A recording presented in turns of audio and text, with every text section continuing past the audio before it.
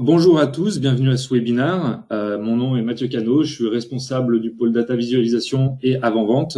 Et aujourd'hui, en tant qu'interlocuteur, nous aurons deux intervenants, Monsieur Alain Repiquet, directeur général de chez Sinovate, et Monsieur Jérôme Maillard, cofondateur Need4Viz.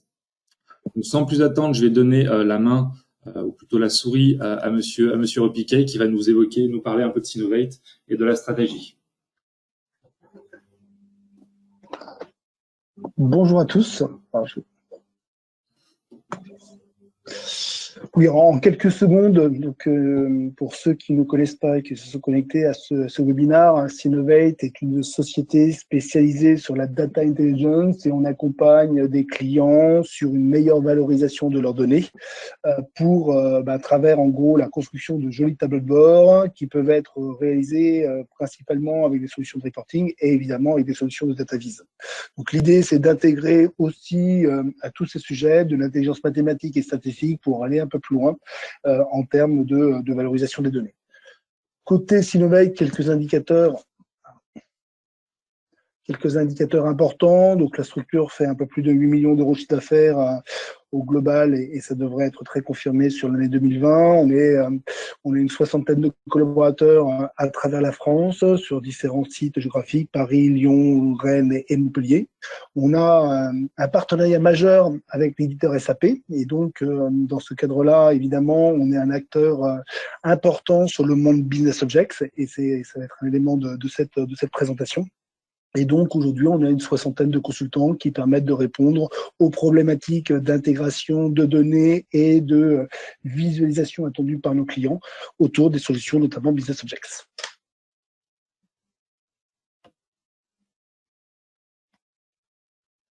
Mathieu ?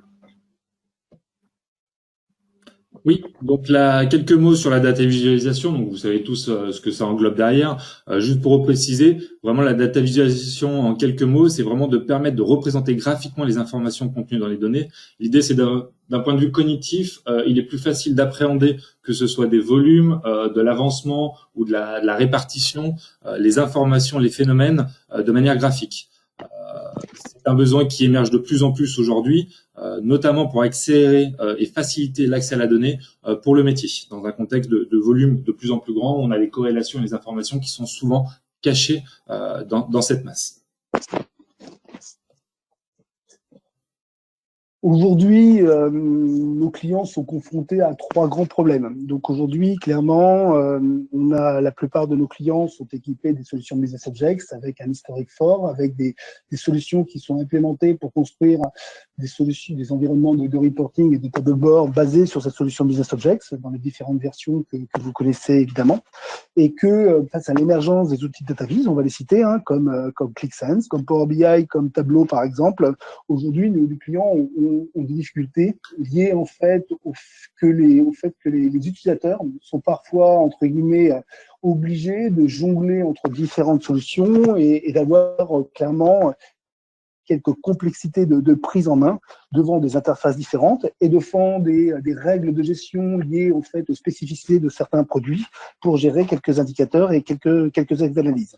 Donc ça, c'est un premier problème. Le deuxième problème, il est plutôt côté des directions des systèmes d'information où la gouvernance de la donnée liée à des outils multiples est extrêmement lourde avec des complexités d'intégration de données vers les différents outils, donc outils de reporting et outils de data viz, des couches sémantiques qui sont parfois et souvent traitées de manière différente, avec une problématique liée aussi à la gestion de la sécurité liée aux droits des utilisateurs, qui est forcément démultipliée à partir du moment où on a plusieurs outils, et évidemment des plateformes logicielles techniques pour pouvoir héberger ces solutions qui sont différentes et des coûts forcément démultipliés liés en fait à l'utilisation de plusieurs outils.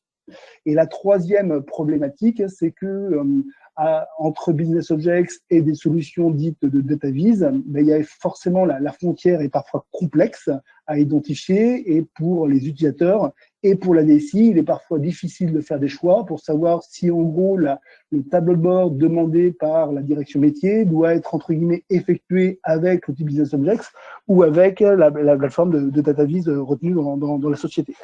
C'est pour ça qu'aujourd'hui, nous, en tant que spécialistes du monde Business Objects, on s'appuie de manière assez forte sur la plateforme, sur la solution Need4Viz, qui permet clairement de capitaliser sur votre existant Business Objects en intégrant un certain nombre de composants graphiques qui vont permettre de venir enrichir la plateforme Business Objects et évidemment de transformer Business Objects en outil de data viz, facilitant la vie des utilisateurs et la vie des directions des systèmes d'information.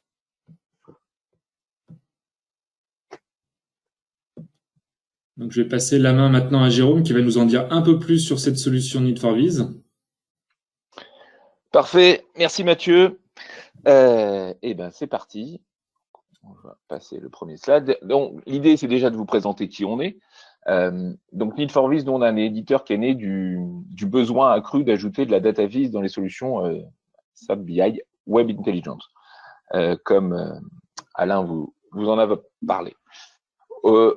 Aujourd'hui, on est deux anciens consultants de Business Objects avec une expérience majeure de Business Objects. Pour ma part, j'ai fait ça depuis 20 ans. J'ai été chez Business Objects au développement des produits. Après, j'étais au consulting et j'ai continué mon expérience sur tout ce qui était infra, architecture, migration, Business Objects. Et mon partenaire a le même background. Donc voilà, donc tout ça pour dire qu'on connaît bien Business Objects, qu'on aime l'outil, qu'on a vu qu'il y avait une opportunité qui s'offrait à Webby en version 4.2 SP3 pour intégrer des nouveaux composants graphiques.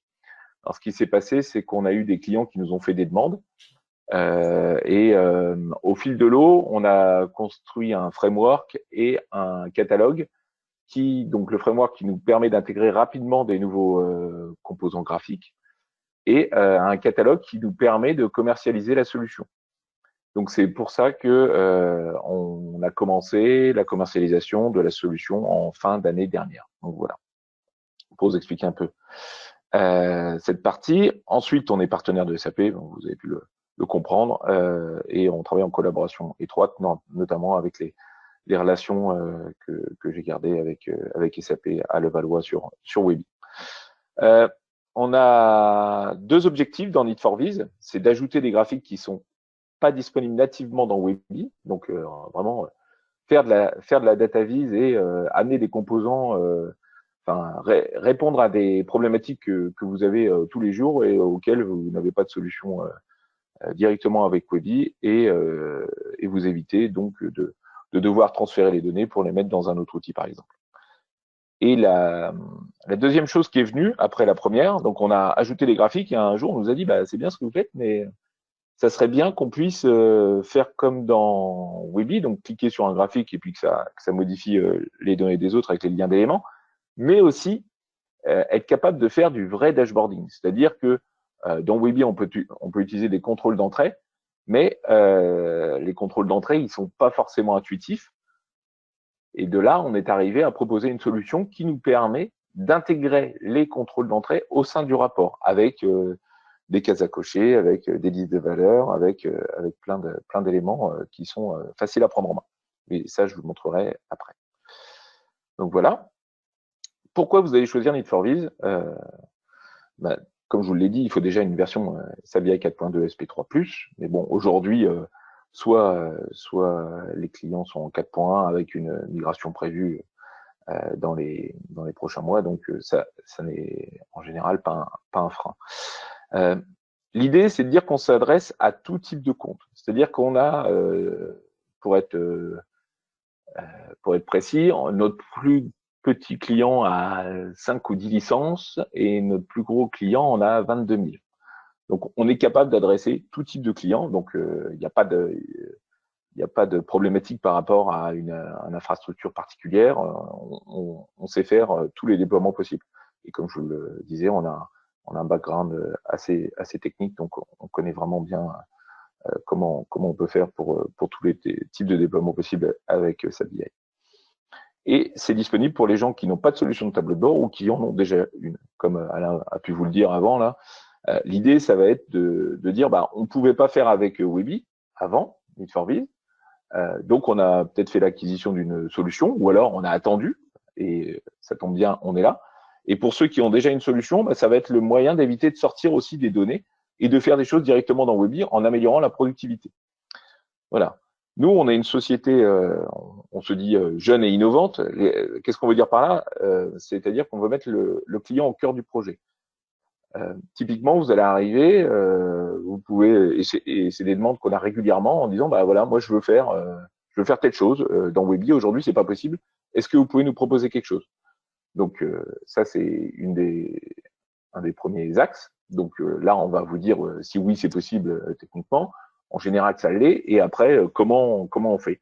Soit vous êtes client, vous avez acquis la totalité de la solution, et auquel cas, on va vous donner une roadmap en vous disant tiens, on va intégrer le composant à telle échéance. Soit c'est un composant qui est vraiment spécifique pour vous. Ça peut être un plan d'hôpital, un plan d'usine ou quelque chose vraiment qui est pour vous. Auquel cas, on vous fait une cotation et on avance si ça va pour vous. Donc l'idée, c'est d'être agile parce que nous, on n'est pas SAP, on a une petite structure qui veut aller vite pour répondre aux besoins de nos clients. Donc, pour mettre en place un nouveau graphique, il faut compter en général quelques semaines. Voilà. Comme je vous disais, on a bâti tout un framework qui nous permet d'être aujourd'hui vraiment rapide. Et on se veut direct et efficace, comme vous aurez pu le comprendre. Nous sommes présents aux États-Unis, en Europe, et on est en train de nouer des partenariats sur d'autres continents. Donc aujourd'hui, on est avec Synovec. On est content d'être avec Synovec pour vous présenter la solution. Donc là, je vais passer au catalogue. Je vais passer assez rapidement. L'idée, c'est que vous ayez une vue du nombre des composants qu'on représente. Donc, on a des composants de type barre, des composants circulaires. On amène toujours beaucoup d'interactivité dans nos composants. C'est vraiment la définition aussi de la data viz. Il faut des composants qui bougent, des composants qui soient capables de représenter, d'adapter les représentations aux données. On a les tables défilantes qu'on appelle aussi Excel in Webi. C'est quelque chose qui plaît énormément. Ensuite, on a tout ce qui est gestion de temps avec les timelines et les sparklines. On a des choses qu'on aime beaucoup chez Need4Biz qui sont les jauges, puisque c'est très visuel. Là, on est capable de donner une information vraiment très rapidement. Et les tuiles, avec les tuiles de tendance et de progression. On a également des trimaps. Donc là, on va aussi aller pouvoir driller sur de la donnée. Quand je dis drill, je précise tout de suite, il n'y a pas besoin de hiérarchie au sens Webi du terme. Nous, on prend des dimensions qui ont du sens entre elles et ça nous permet d'aller explorer de la donnée par ce biais. On a également du RDF. Alors ça s'adresse au départ à l'industrie pharmaceutique pour mettre en relation des molécules entre elles, etc. Dans l'IT, c'est assez intéressant aussi. Ça permet de voir les relations, par exemple, entre des serveurs, des dépendances. Par exemple, mon serveur BO est dépendant de mes bases de données, de mon ETL, etc., de mon serveur d'application. On peut voir avec ce type de composants quelles vont être les applications quand on va toucher à un élément, entre autres. C'est un des usages qu'on constate. Le Sankey qui est un diagramme de flux qui va permettre de mettre en relation des éléments les uns avec les autres. Ça plaît beaucoup aux financiers parce que sur le deuxième, le double Sankey, là par exemple, on peut mettre en relation le chiffre d'affaires et la marge. Et ça permet tout de suite de mettre en lumière des informations. Sur la gestion de projet, sur le Gantt, on va avoir de la gestion de projet et de la gestion de ressources. Donc typiquement, on a eu plusieurs cas d'usage, dont le dernier, c'était la gestion des travaux sur un parc immobilier. L'idée, c'était de voir comment s'organiser les travaux et de pouvoir afficher ça dans Webi, ce qui est pas possible aujourd'hui. Faut faire des tableaux, c'est assez fastidieux et c'est pas très visuel. Et gestion de ressources sur un parc de location de voitures, par exemple, on est capable de voir très rapidement quand est disponible la ressource. On a ce qu'on appelle le multi. Donc là, ça va être la possibilité de changer à la volée la représentation du graphique. Ça, je vais vous le montrer dans nos exemples. Ensuite, on a les représentations géographiques. C'est une grosse demande, donc c'est pour ça que j'ai fait un slide par rapport à ça. Sur les représentations géographiques, on est français, donc on a intégré toutes les municipalités, toutes les communes de France. Donc, je vous le montrerai aussi rapidement. On est capable d'aller poser de la donnée au niveau de la commune. Et ça intéresse vraiment beaucoup. On a aussi les custom maps. Donc là, les custom maps, ça veut dire que ici on voit le Stade de France. Comme je le disais au départ, on va être capable de dessiner n'importe quelle représentation graphique. C'est-à-dire que on peut faire un plan d'usine, on peut faire un plan d'hôpital, on peut faire un plan de bâtiment, on peut de centre commercial, etc. pour aller positionner de la donnée. Donc ça, c'est vraiment quelque chose qui est effectivement personnel, mais qui apporte un gros plus de pouvoir mettre en scène les données directement dans Webi. Et après, on a toute la Google, la part Google Maps, qui est assez riche parce qu'on a beaucoup de demandes sur ce composant, surtout aux États-Unis d'ailleurs, où on peut faire des cartes de chaleur, donc positionner des points, définir un rayon et voir quelle est la tendance. On a tout ce qui est Google Maps traditionnel, ce que vous connaissez, pour placer des points et puis les faire varier en fonction des données. Et on a aussi, soit on renseigne une latitude, longitude, soit on fait du géocoding, c'est-à-dire qu'on va donner les adresses, on va les adresser à Google, et Google va les résoudre et nous retourner la latitude, longitude de façon à ce qu'on puisse placer les points sur la carte. Donc ça, très intéressant aussi quand vous n'avez pas la latitude, longitude. Et ensuite, on utilise OpenStreetMap pour différents besoins, et ici notamment pour un besoin de placer du graphique, ce qu'on peut pas faire bien avec Google Maps. C'est pas fait pour. Voilà. Donc là, je vais bientôt demander à Mathieu la main pour vous montrer la démo en live. Là, il va y avoir je vais vous montrer les tableaux de bord. Là, on a mis quelques exemples.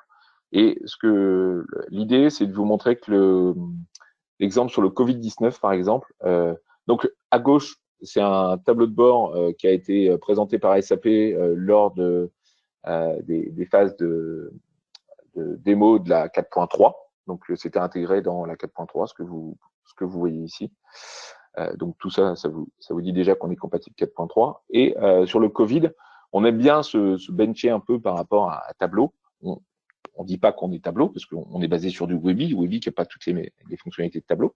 Mais typiquement, ça, c'est le Covid-19, c'est un rapport qui a été fait en Tableau, et on l'a reproduit exactement de la même façon en Webi, avec des composants Webi, des composants Need4Viz. Il y a beaucoup de composants Need4Viz, bien évidemment, mais voilà. Donc, on est capable, avec Webi et Need4Viz, de faire des choses assez puissantes, voire aussi puissantes que Webi dans certains cas. Voilà. Alors, je vais te donner la main, Jérôme, du coup, pour passer à la démonstration. S'il te plaît. Ouais. Okay. C'est bon, c'est parti. Donc là, vous voyez bien mon écran? Oui, c'est bon. Ok, c'est parti. Alors, commençons par un sujet d'actualité.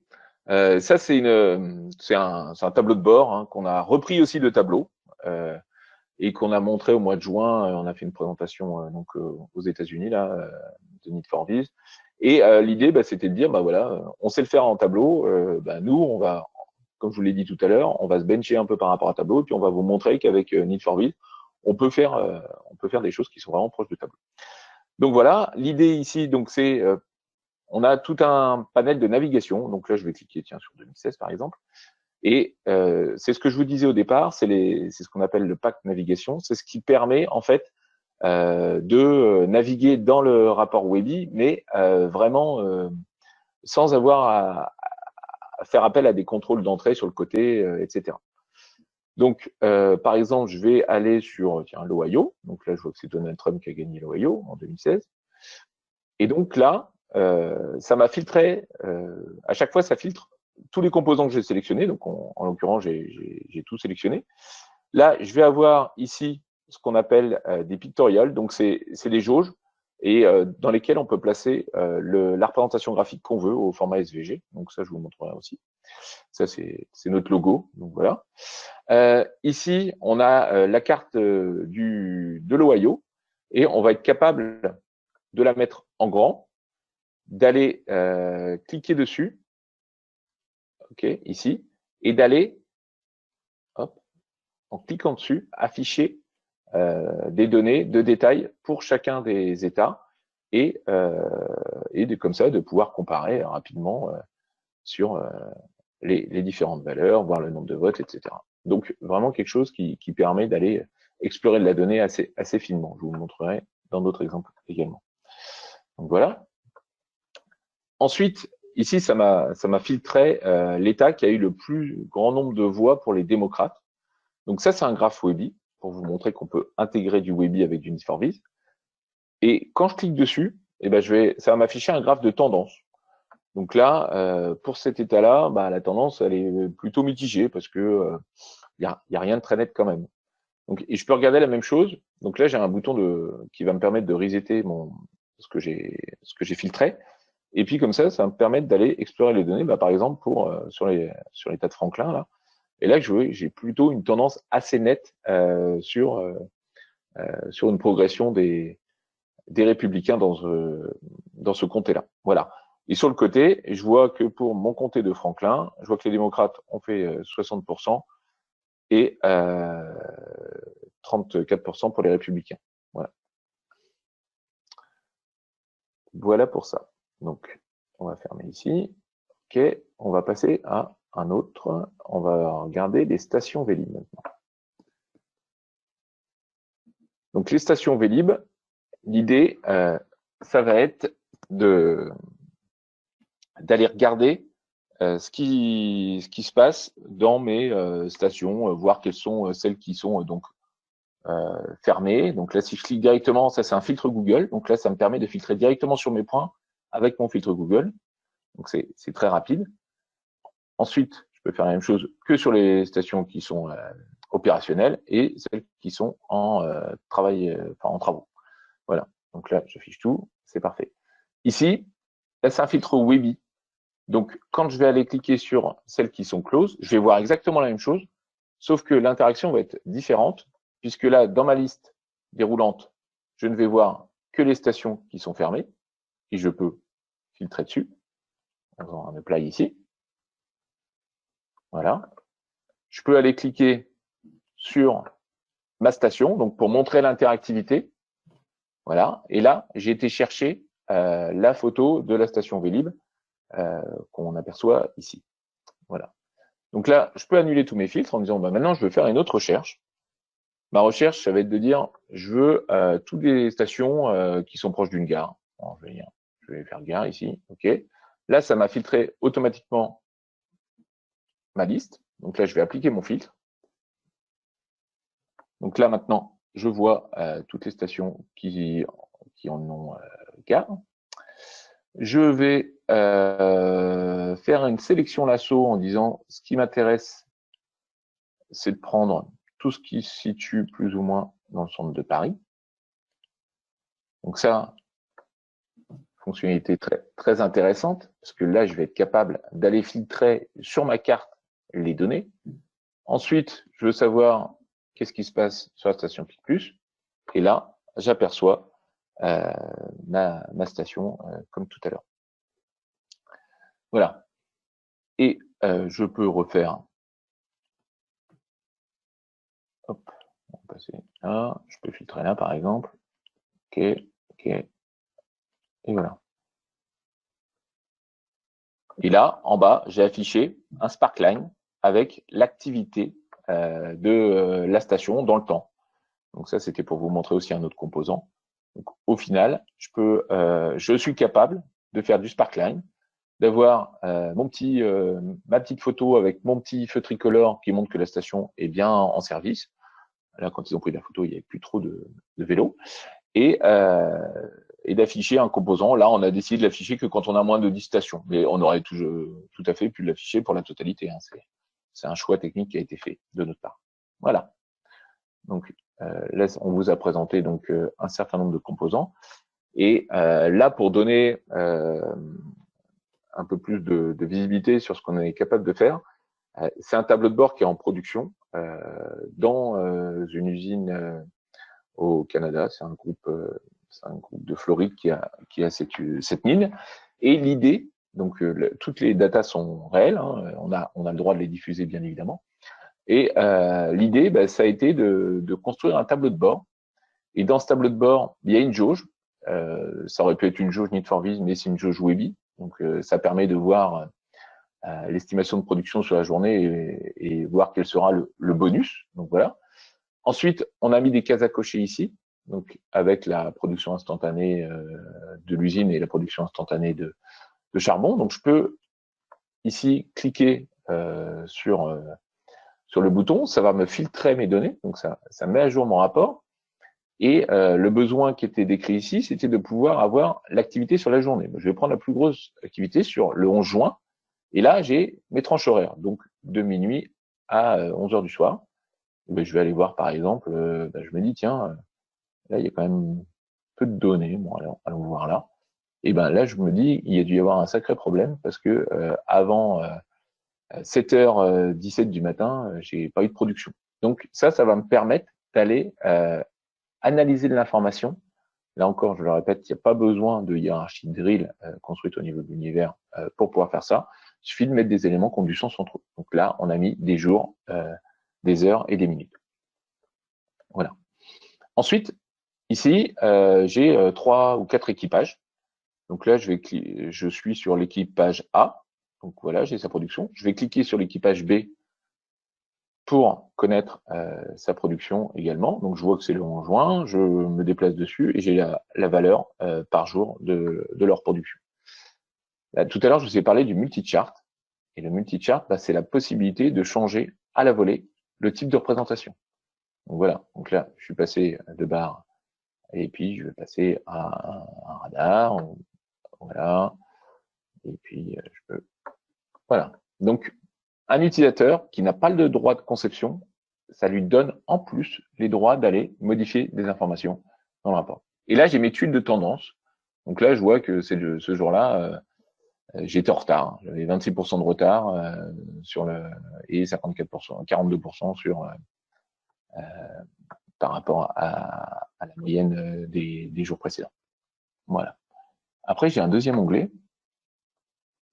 Et dans ce deuxième onglet, je vais analyser les données dans le temps. Donc, ce qui m'intéresse. Et je vois, là, j'ai un graphique Webby, mais je trouve que ce graphique Webby, il n'est pas très pertinent. Donc, je vais me mettre en mode design. Voilà. Je vais vous montrer comment on passe d'un graphique Webby à un graphique Need for Vis. Pour autant, il n'est pas nécessaire de faire un graphique Webby pour passer à un graphique Need for Vis. Vous pouvez bien sûr faire un graphique Need for Vis directement. OK. Et là,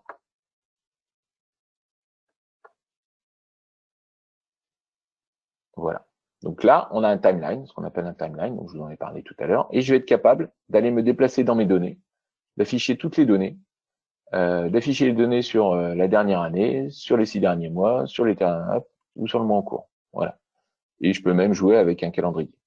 Donc voilà ce qu'on peut faire. Et ce qu'on peut faire aussi, c'est ici, je vous ai parlé, je vous ai montré les démocrates et les républicains tout à l'heure, et je vais être capable en fait, on donne des logos par défaut, enfin un homme, une tasse à café, une voiture, un logo, et on peut mettre des logos custom, c'est ce qu'on a fait tout à l'heure. Là, j'ai déjà mon fichier SVG qui est rempli, donc c'est un copier-coller d'un fichier SVG. Hein. Vous allez juste sur Internet, vous faites transformer une image en fichier SVG, et puis ça se fait automatiquement. Donc là, on va être capable de mettre n'importe quelle représentation graphique. Donc là, en l'occurrence, on a mis un wagon. Voilà. Ensuite, on a donc là, je vais sélectionner l'équipe A par exemple. Voilà. Donc là, ça va me filtrer mes données sur cet équipage A. Je vais prendre la première équipe, la sous-équipe. Voilà. Et là, j'ai les informations par rapport aux arrêts des équipements. Et je vais aller ici, par exemple, et je vais aller voir un peu ce qui s'est passé. Donc, j'ai les différents types de pannes. Donc là, c'est filtré par type de panne. Voilà. et je vais aller voir les pannes mécaniques, je vais aller voir mécanique générale par exemple, et là, il y a eu du feu et puis il y a eu un problème sur le câble. Voilà. Et je peux encore, là c'est un composant drill de barre, mais qui permet d'aller changer le type de visualisation. Donc on aura toujours une barre, et sur les autres composants, on peut avoir autre chose qu'une barre. Voilà. Donc ça c'est l'idée. Je peux faire un reset. Donc là, je vais réinitialiser tout ce que j'ai filtré, et ça va donc me réinitialiser mes données. Et donc tout ça pour vous montrer que là, je peux filtrer sur ce que j'appelle le Excel InWebby. Je vais filtrer les données et je vais me remettre sur toutes les valeurs. Comme ça, ça me permettra d'avoir des choses un peu différentes. Voilà. Donc là, je retrouve un filtre à la volée. Donc là, je veux l'équipe D. Je veux connaître le downtime le plus important, donc je vais mettre dessus. Voilà. Ok, donc c'est 875 heures, donc là, ça devait être une grosse panne. Et puis, je peux paginer mon élément. Je peux appliquer un filtre à la volée en disant, bah, je veux tout ce qui est supérieur à 800 heures, par exemple, d'indisponibilité. Hop. Ok. Et voilà. Et là, juste en jouant dans le composant Webby, je me suis retrouvé un peu comme dans Excel, à pouvoir faire du filtre sur mes données. Voilà. Je peux même cacher des colonnes. Donc là, par exemple, je changer, je cacher le proname, et puis voilà. Okay. Et voilà, il a disparu. Voilà pour ce composant. Ensuite, je vais vous montrer le catalogue, donc notre catalogue de graphique. Je vais passer très rapidement dessus. Vous pouvez toujours vous connecter sur notre site et avoir et pouvoir revoir tout ça. C'est disponible pour tout le monde, donc pas de souci. Donc là, on a des composants circulaires. Je vous ai pas montré les bubbles, donc voilà. Et là, c'est ce qu'on va livrer dans notre dernière release sur les bubbles. On a la possibilité de filtrer avec donc de refaire des zooms, d'avoir quelque chose une sélection rectangulaire, et on a rajouté la possibilité de driller dans les données. Donc ça, c'est tout récent. Et donc, on a un premier niveau de drill et on va certainement en ajouter un troisième. Voilà. Donc, quelque chose qu'on peut pas du tout faire en Webby, bien évidemment. Là, sur le circle packing, on va être capable de connaître et puis de filtrer les données, sachant que tout ce qui est au centre, c'est les données les plus importantes. Donc voilà, donc ça c'est aussi très visuel et ça permet d'aller chercher des données très intéressantes. Dans le Sunburst, on va pouvoir cliquer sur 2018 pour le Texas et puis ça va nous afficher directement les données, etc., etc. Sur les barres, je vais juste vous montrer la pyramide des âges qu'on n'a pas vu, donc quelque chose qui est très intéressant, qui permet de pouvoir mettre ça en musique dans Webby, ce qui n'est pas possible traditionnellement. Le Fixed Placement de colonne, on met une dimension et deux indicateurs pour voir l'objectif par rapport au réalisé, ou le réalisé par rapport à l'objectif surtout.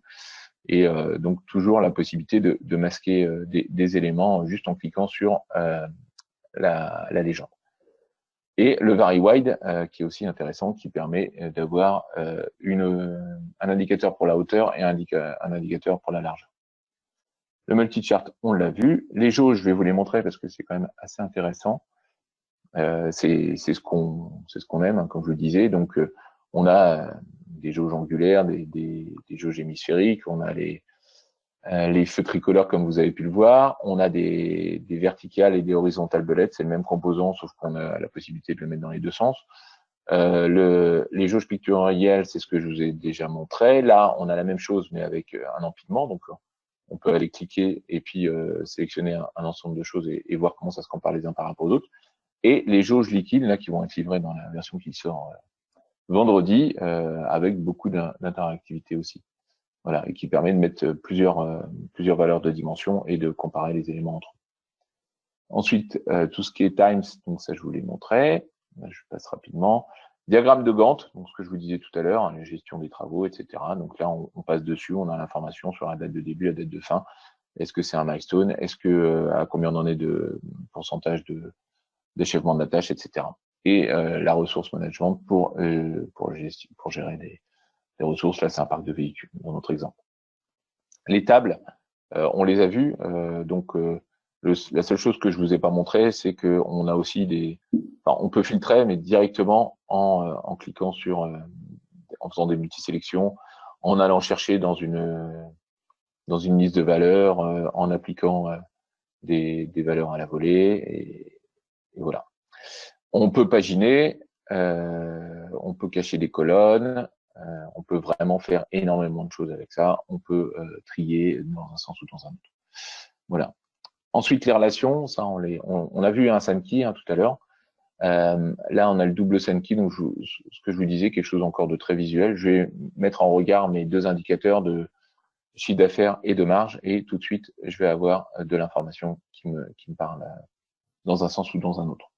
Les Trimaps qu'on n'a pas vu, qui permettent d'aller chercher de l'information sur une année, et puis toujours l'interactivité avec les infobulles.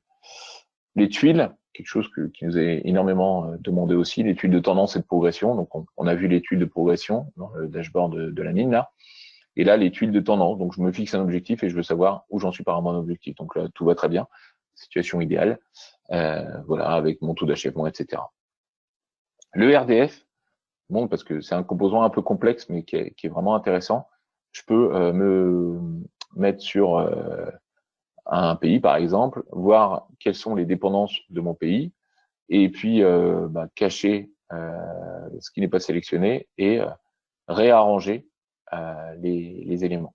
Voilà, par exemple, pour vous le montrer très rapidement. Et tout ce qui est navigation, donc je vous ai montré les éléments de navigation. Et ce qu'on aime bien aussi, ce qu'on a sorti dernièrement, c'est le menu de navigation. Donc là, on va être capable d'intégrer une frame dans notre menu de façon à pouvoir avoir une navigation qui est vraiment très intéressante et très intuitive. Voilà pour ça. Ensuite, les liens d'éléments, on peut regarder ça. Donc je vais en profiter sur les liens d'éléments. Donc pour vous dire, je peux aller, j'en prends un au hasard, vraiment. Donc là, je suis sur la Californie, et si je clique, ça me filtrait mes données par rapport à la Californie. Voilà. Et là, j'ai cliqué sur 2016, donc ça m'a cliqué sur 2016. Donc deux niveaux d'information. Et ce que j'aime bien montrer aussi, c'est le Excel in Webby, parce qu'il a quelque chose d'assez intéressant. Je vais mettre par exemple sur la Californie, je filtrerai sur les 2014, et là, en faisant un valider, ça va me filtrer les 6 lignes qui étaient déjà filtrées ici dans un composant Webby. J'aurais pu l'appliquer sur pas mal de composants, etc. Mais pour vous montrer qu'on peut faire une analyse dans Webby, et en fonction de l'analyse qu'on a faite, être capable d'aller filtrer les données sur les autres composants. Voilà. Et je peux aussi cliquer directement sur la ligne, et là, ça va m'afficher la ligne sur laquelle j'ai cliqué. Voilà. Les hyperliens. Donc là, on va prendre par exemple un Google Maps, et je vais cliquer ici, et là, ça va m'ouvrir un Open Doc. On a choisi un Open Doc, dans lequel j'ai pas de données pour vous montrer qu'on est vraiment en train de le rafraîchir.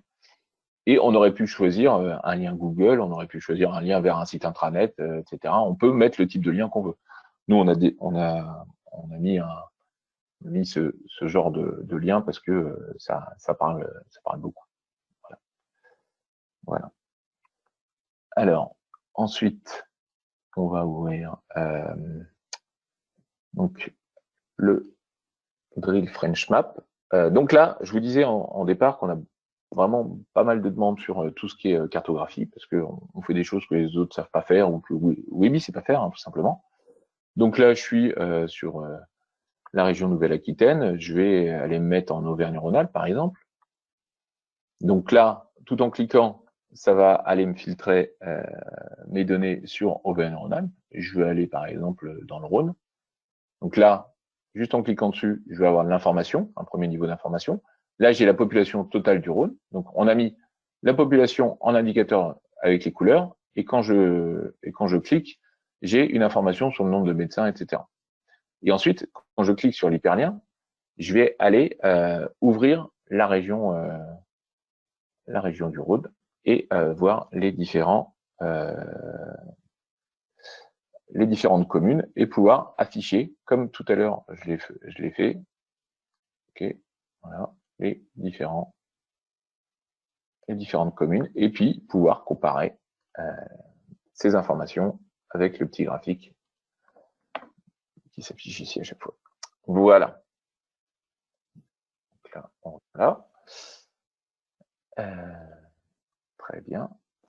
Et ensuite, l'export HTML. Alors, ça, c'est quelque chose qui séduit beaucoup. L'idée, ça va être de vous montrer un rapport qu'on a fait en Weebly. Donc, c'est le rapport de tout à l'heure allégé. Donc là, je vais cliquer sur 2008. Et j'ai cliqué sur 2008. Ça va me filtrer mes données. Ça m'affiche le rapport filtré. Je vais cliquer je vais sélectionner hop, dans ma liste déroulante. Voilà, je suis dans Weebly. Puis j'affiche mes données, comme je vous l'ai montré tout à l'heure. Parfait. Nous, ce qu'on a fait, c'est qu'on a fait un export. Je ne vais pas vous montrer techniquement comment ça marche, mais on est capable d'exposer le composant Need for Speed ici. Et après, il faut recréer la navigation. Et donc, on a fait l'export. Et là, voilà. Donc, je retrouve. Donc là, vous pouvez regarder. Je suis plus du tout dans Weebly. Donc là, je vais mettre sur l'année 2008. Je vais mettre. On pourrait même comparer. J'étais sur 2008 et l'Arkansas. Allez, 2008 Arkansas. Pour montrer qu'on a bien la même chose. Voilà. Et j'ai une navigation qui est hyper rapide, forcément, parce que moi, j'ai tout pré-généré mes fichiers. Donc, je vais passer d'un composant à l'autre. Je suis bien plus rapide qu'en Weebly. Mais c'est pas ça l'idée. L'idée, c'est de dire qu'on va pouvoir diffuser de l'information à l'extérieur de Weebly grâce à ce composant-là. Et ce composant, je vous ai dit, il continue de fonctionner exactement comme il fonctionne dans Weebly. Donc, je peux comparer mes données, je peux revenir en arrière. Je suis vraiment dans le composant lui-même. Voilà. Donc ça, un point qui est vraiment très très important et intéressant dans la solution. Encore un petit truc, on pourrait continuer comme ça encore longtemps, mais on va pas le faire parce qu'on n'aura pas le temps. Juste le polymorphisme. Alors ici. Donc là, c'est pour vous montrer qu'un composant, on est capable de le personnaliser assez fortement, suivant les composants. Donc ça, c'est la jauge qu'on a vue tout à l'heure, et ça, c'est après personnalisation. Donc en jouant sur les options. On a des options, des menus, comme un graphique Weebly, ça se travaille comme un graphique Weebly. Et là, je peux même faire un hémicycle avec mon SolarDisk. Voilà rapidement. En termes d'installation, okay, pour pas trop déborder, je vais venir ici, je vais me connecter à ma CMC et je vais vous montrer juste comment ça se déploie. On va revenir dessus. On a un déploiement on-premise et on a un déploiement dans le cloud. Donc on-premise, c'est un petit setup à déployer. Et dans le cloud, il y a juste à remplir les URL dans Weebly, comme on va le voir là, dans les custom. OK. Donc on va dans Custom Element ici, on configure. Donc pour configurer, là on a une installation on-premise sur notre install de démo. Donc on donne un nom au composant, on lui renseigne l'URL et le port, on fait un test. Test was successful, OK, et c'est fini. Et vous déloguez de Weebly, vous vous reconnectez dans Weebly et vous voyez le composant apparaître. Vous le faites 13 fois si vous avez tous les composants et c'est terminé. Voilà. Je vous propose de repasser au slide. Donc, je vais redonner la main à Mathieu. Oui, je vais reprendre la main. Merci pour la démo qui permet de montrer vraiment un peu toute l'étendue des possibilités. C'est assez large, ça va assez vite justement parce que on voulait montrer un peu pas mal de choses. Je vais juste lancer un petit sondage avant de continuer là-dessus. N'hésitez pas à répondre à ce sondage, bien évidemment, pour avoir un peu de votre tour. L'idée, c'est de savoir un petit peu quelles sont les familles graphiques qui vous semblent la plus intéressante. Donc, je vous laisse quelques secondes pour voter. En tout cas, merci pour la démo, Jérôme. Ça permet vraiment de voir l'intégration rapide d'un point de vue technique et puis la prise en main qui dans Weebly. Donc ça, c'est vraiment un des plus qui est apprécié quand on déploie la solution. Exactement, ouais, c'est. Je vais fermer le sondage. Je pense que quasiment tout le monde a répondu. Et puis pour que vous ayez l'information, on voit bien que la partie Carto et puis les tables défilantes ainsi que les Time et Sparkline font partie des familles que vous plébiscitez le plus apparemment. C'est vrai que la Carto est très très souvent demandée, je pense. Et puis Ouais, on a vraiment de grosses demandes sur la Carto. Je te redonne la main du coup, la souris, hop. Voilà. Exactement.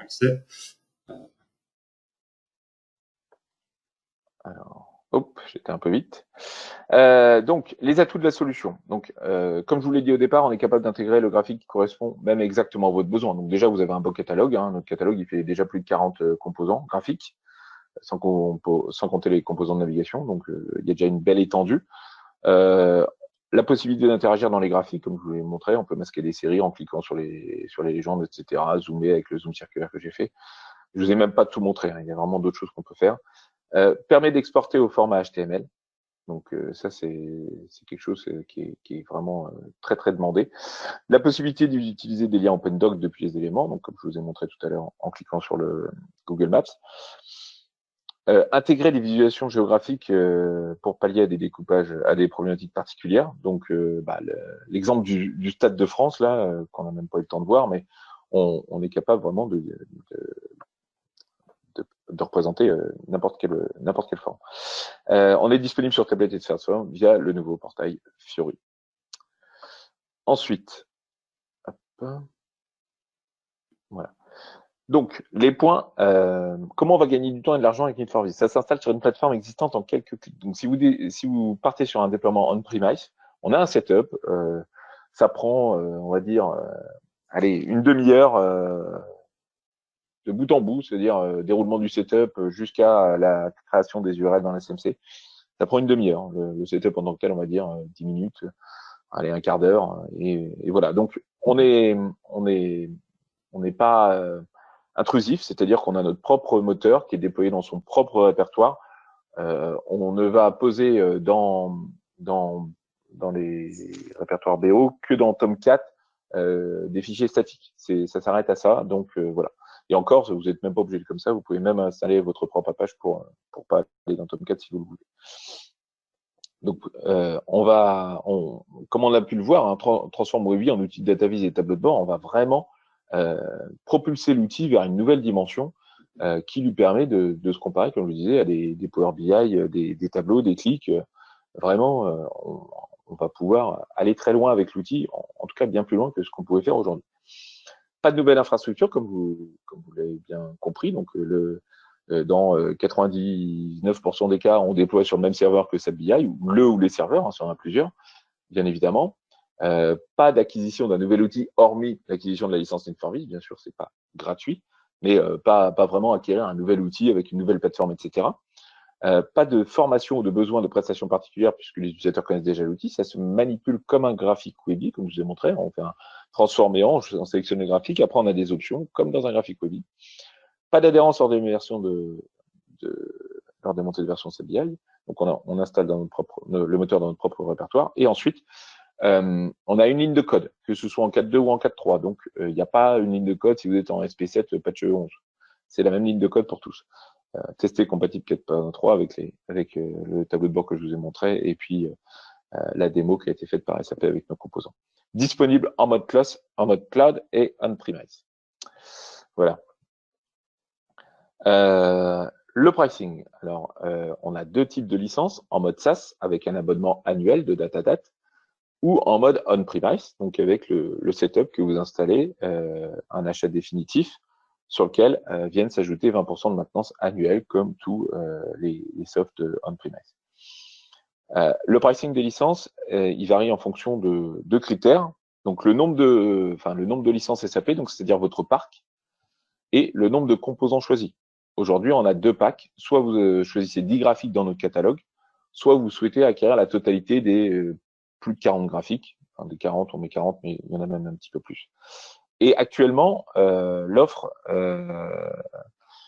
qu'on fait, pour le moment, on la garde comme ça, c'est que dès que vous faites l'acquisition du full bundle, donc de tous les composants, vous avez accès par la suite à tous les nouveaux graphiques qui vont être intégrés dans la suite. Donc voilà. J'en ai fini là-dessus.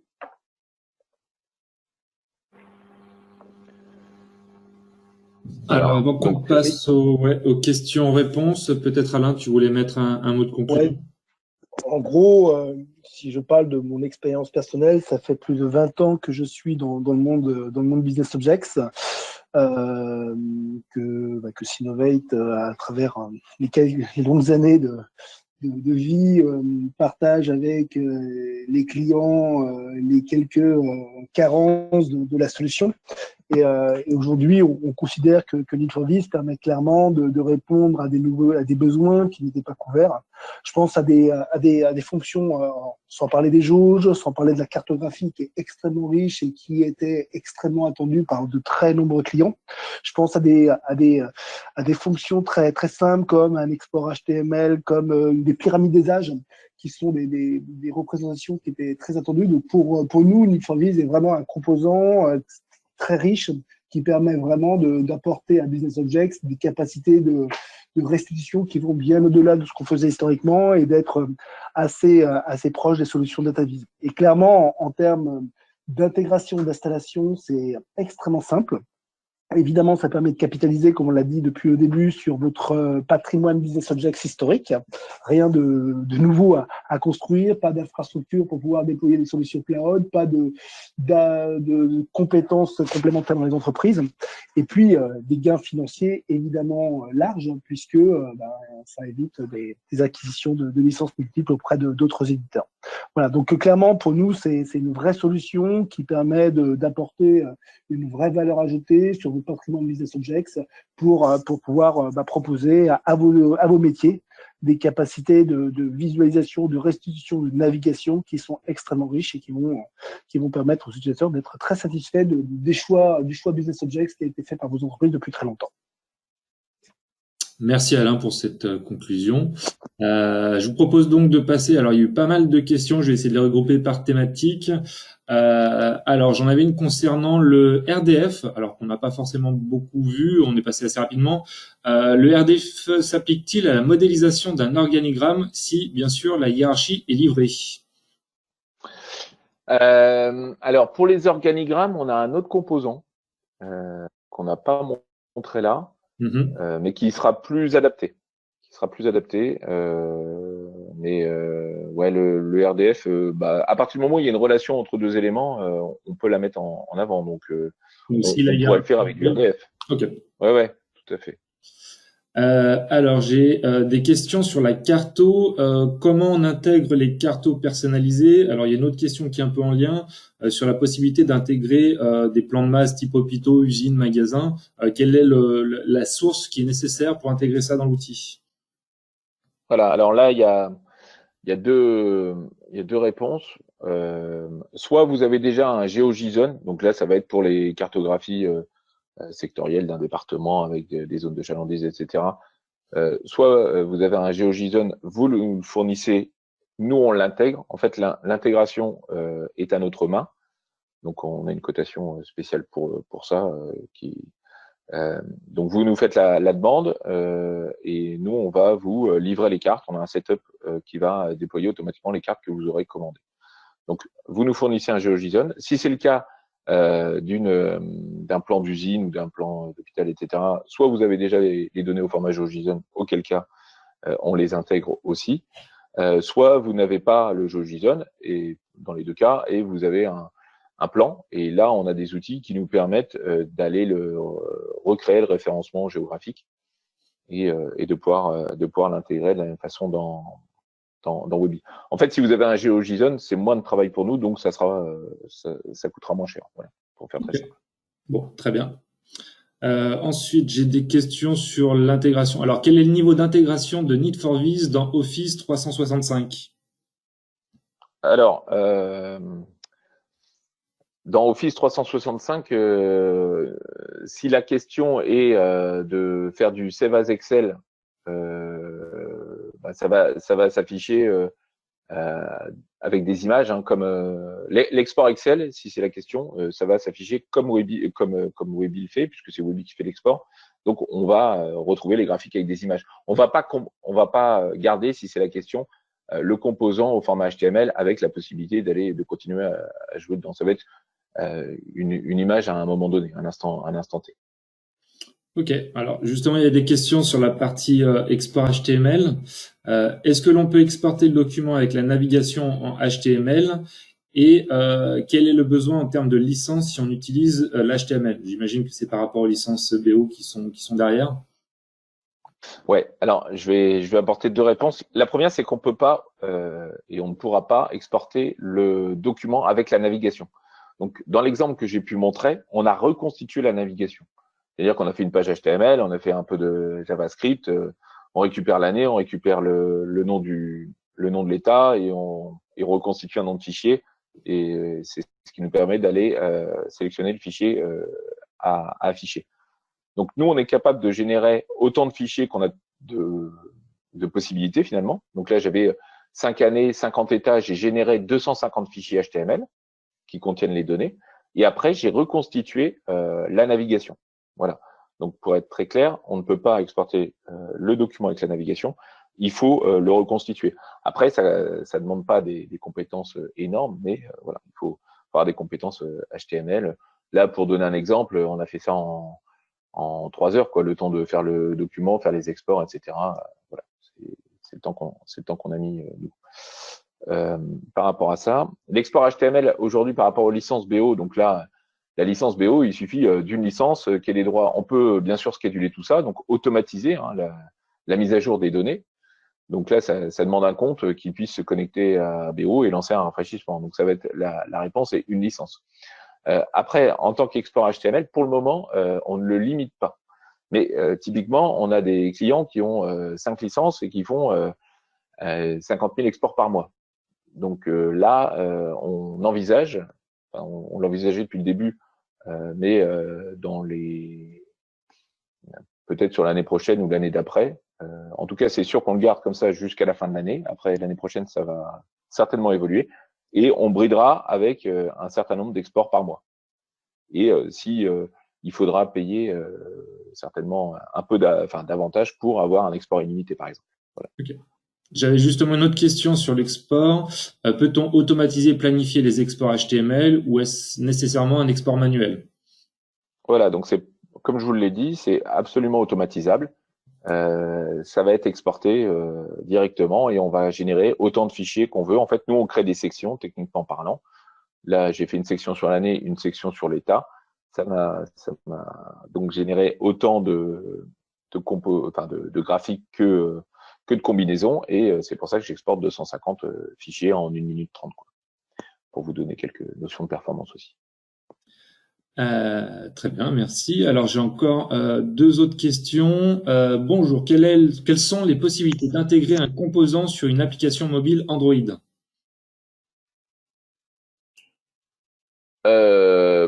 Alors là, techniquement, je ne saurais pas répondre. Nous, ce qu'on est capable de faire, c'est d'envoyer le composant n'importe où. Donc sur un site intranet, sur un site extranet, voilà. Maintenant, là, j'ai pas la réponse. J'ai pas encore eu cette question. Et la réponse que je peux apporter, c'est que nous, on sait l'exporter où vous voulez à partir du moment où le serveur BO a les droits pour aller écrire. Voilà. Ok. Alors, peut-on facilement intégrer un composant avec interaction dans une application web Angular?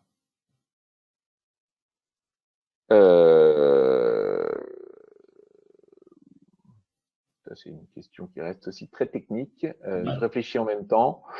L'interaction,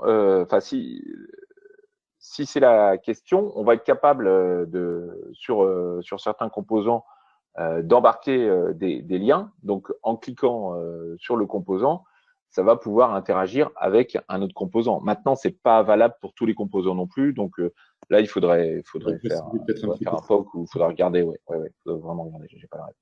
Et j'ai une dernière question qui est arrivée entre-temps. Peut-on intégrer en HTML un composant de type tableau en gardant les systèmes de filtres? Alors, un composant de type tableau. C'est des tableaux défilants. Non, oui, parce que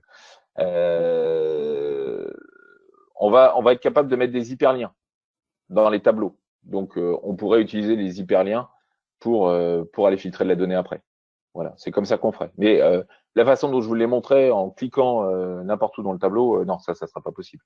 Parce que vraiment, le système de navigation, il est inhérent à Weebly. On utilise vraiment le moteur Weebly pour faire la navigation. Donc, nous, on est capable de faire l'export HTML comme je vous l'ai montré.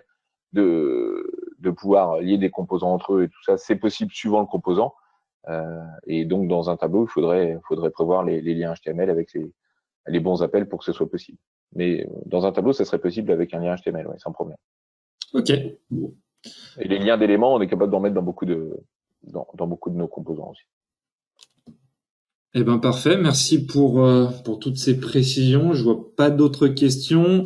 Quoi qu'il en soit, là je m'adresse un peu à tous les participants. Si vous avez d'autres questions, des besoins spécifiques, n'hésitez pas à revenir vers nous pour avoir voilà peut-être une démo personnalisée ou des points techniques comme cela qui peuvent être un peu plus poussés.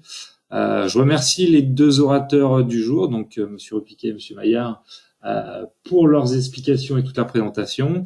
Et je vais mettre maintenant fin à ce webinaire. Merci à tous d'y avoir participé en espérant que ça vous a plu. Bonne journée à tous. Merci. Bonne journée.